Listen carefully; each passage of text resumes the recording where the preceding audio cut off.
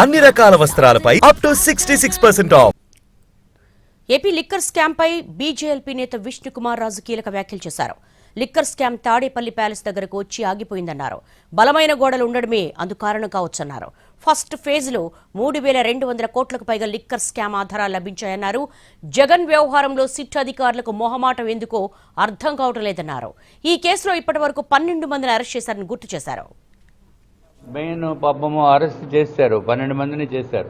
వాళ్ళు ఎంత ఫీల్ అవుతారో ఒకసారి ఆలోచించండి. ఎందుకంటే అసలు వదిలేసి అరే నన్ను పట్టుకున్నారు ఏంటంటే ఎట్లాగది. ఎక్కడైతే మన జగన్మోహన్ రెడ్డి గారు ఆయనకి సంబంధించిన వాళ్ళ దగ్గర ఉన్నప్పుడే ఈ బ్రేక్లు ఏమైనా ఇన్వెస్టిగేషన్ ముందుకెళ్దు, ఎందుకు వెళ్దో తెలియదు. ఇప్పుడు కూడా ఈ లిక్కర్ స్కామ్లో తాడేపల్లి ప్యాలెస్ దగ్గరికి వచ్చి ఆగిపోతున్నాయి. అక్కడి నుంచి లోపలికి వెళ్ళటం లేదు, ఎందుకంటే గోడలు అన్ని పెద్ద పెద్ద ఎత్తున కట్టేశారు. ఆయన ప్యాలెస్ చూడండి ఒక్కసారి. ఎవడ బాబు సొమ్మని 3,200 కోట్లు, 3,200 కోట్లు కూడా తక్కువే. ఇది 3,200 కోట్లు కంటే ఇంకా చాలా ఎక్కువ ఉంటుంది. సరే పోనీ ఇది ఫస్ట్ ఫేజ్ అనుకుందాం, సెకండ్ ఫేజ్ తర్వాత చూద్దాం.